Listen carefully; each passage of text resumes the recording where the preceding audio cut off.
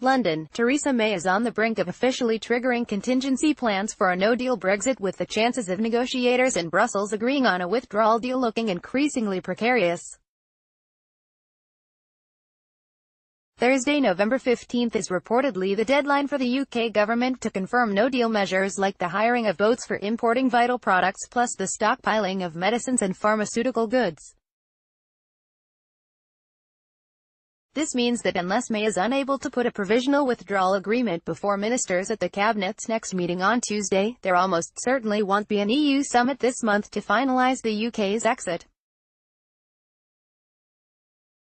A no-deal with Brexit would cause severe disruption across multiple facets of day-to-day British life.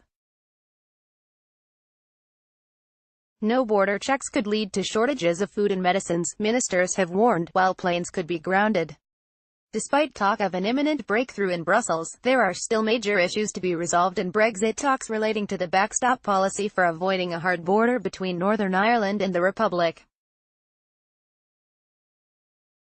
Brussels has said it will let the UK stay in a customs union with the EU as part of the backstop proposal, as May requested. However, the UK wants the right to unilaterally pull out of this arrangement, which Brussels will not allow. Brexiteers fear that under the backstop model being negotiated, the UK will be trapped in a customs union with the EU for years after Brexit without a guaranteed end date, unable to sign new trade deals with countries around the world.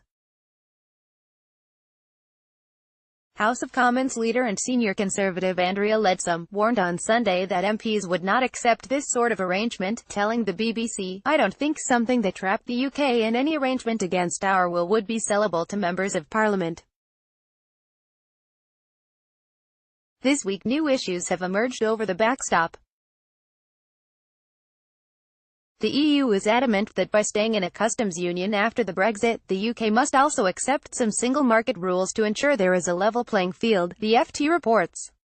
Under this model, the UK would adhere to strict environmental rules, like getting 32% of its energy from renewable sources. It would also answer to the European Court of Justice on matters relating to state subsidies to companies. A senior EU source told BI last week that Brussels was not going to budge on this issue and that all of the activity is in London, where May is trying to get government ministers on board with the EU's proposals. As things stand, the UK will continue to accept swaths of EU rules for years after it has left the bloc, with little say in shaping those rules.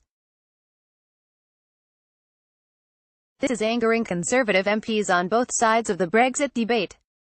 Pro-Remain MP Joe Johnson resigned as Transport Minister on Friday over May's handling of Brexit talks, accusing the Prime Minister of leading Britain to a boundless transitionary period.